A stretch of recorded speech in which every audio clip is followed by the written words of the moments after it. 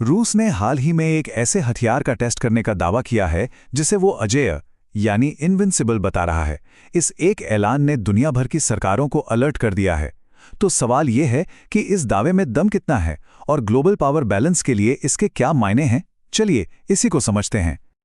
और ये कोई छोटा मोटा दावा नहीं है।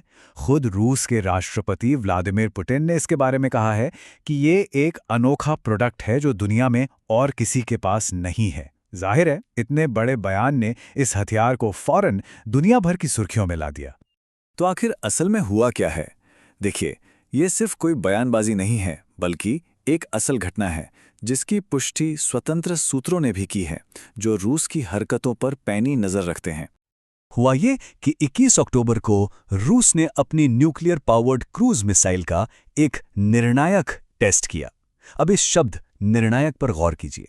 इसका इस्तेमाल करके रूस ये संकेत दे रहा है कि उसकी नज़र में ये टेस्ट पूरी तरह से सफल रहा है। और बात सिर्फ रूस के दावे की नहीं है।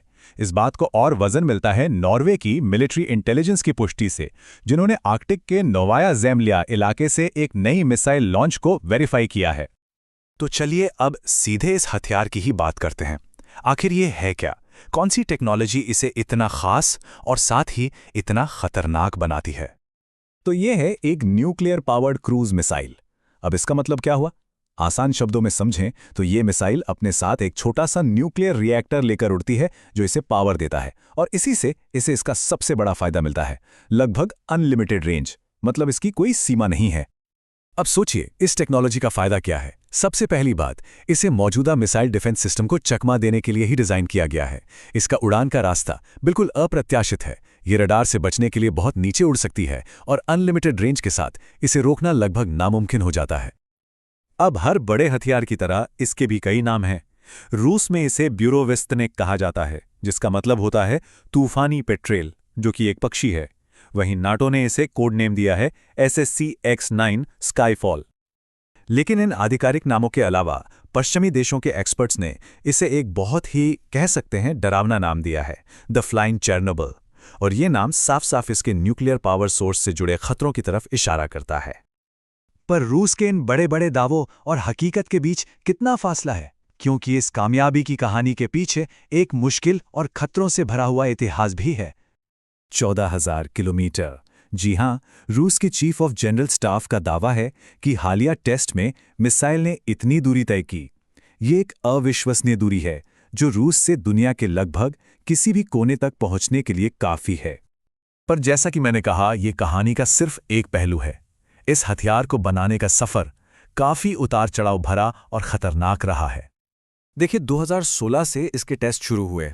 अब तक 13 से ज़्यादा टेस्ट हो चुके हैं और उनमें से सिर्फ 2 को ही थोड़ी बहुत कामयाबी मिली। और सबसे दुखद बात, 2019 में एक टेस्ट के दौरान एक धमाका हुआ था जिसमें 7 रूसी वैज्ञानिकों की मौत हो गई थी और उस इलाके में रेडिएशन फैलने की भी खबरें आई थीं। तो जाहिर है, जब इतना बड़ा टेस्ट होगा तो दुनिया भर से प्रतिक्रियाएं तो आएंगी ही। तो चलिए देखते हैं कि अंतर्राष्ट्रीय स्तर पर इस पर किसने क्या कहा। जो प्रतिक्रियाएं आईं वो आज के तनाव को साफ दिखाती हैं।